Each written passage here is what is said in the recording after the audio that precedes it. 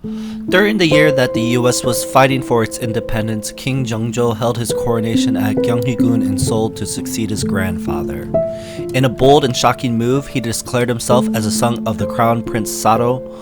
14 years prior, Jeongjo's father was executed by his grandfather after facing pressure from various political factions in the royal court. Jeongjo's grandfather made Jeongjo the adopted son of the deceased Crown Prince Jeojang to make him the royal successor, and Jeongjo even had to put down attempts of a coup d'etat in 1776. King Jeongjo was known for his devotion to his parents, and he worked for years to restore his father's name. In 1789, he relocated his father's tomb to present-day Hwaseongsi. Each year he would make the trip to visit his father's tomb. It was an 8-day journey that consisted of a long royal procession from Seoul. Today you can visit the tombs of both Crown Prince Sado and King Jeongjo. Gyeonggi-do, along with the other Joseon royal tombs, were designated as UNESCO World Heritage Sites in 2009. Gyeonggi-do is a 40-minute bus ride from Suwon Station and a 15-minute bus ride from Myeongdong Station, both line number 1. Just 3 years later, Jeongjo had Hwasong Fortress built in the city of Suwon to guard his father's tomb, and a temporary palace was also built within the fortress as a place to stay when he was visiting his father's tomb.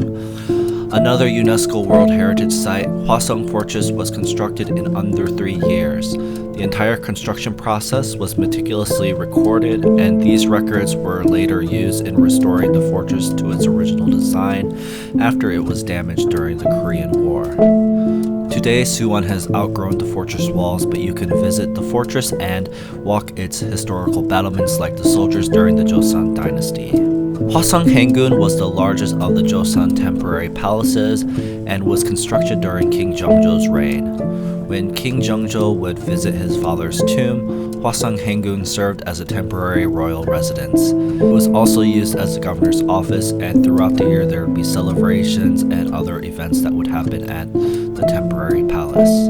K-drama fans might recognize the palace from dramas like Daejanggeum, The Moon Embracing the Sun, and Rooftop Prince. Throughout the year, they have special events where you can visit the palace at night. Various photo zones are set up as well and offer a unique view of the palace.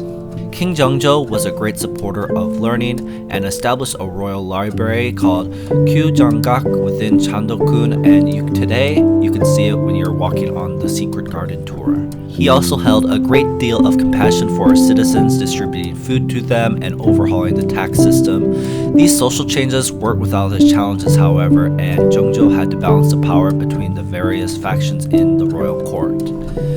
King Jeongjo sought out the best and brightest scholars regardless of class or background, and during his reign, Korea went through a period of renaissance.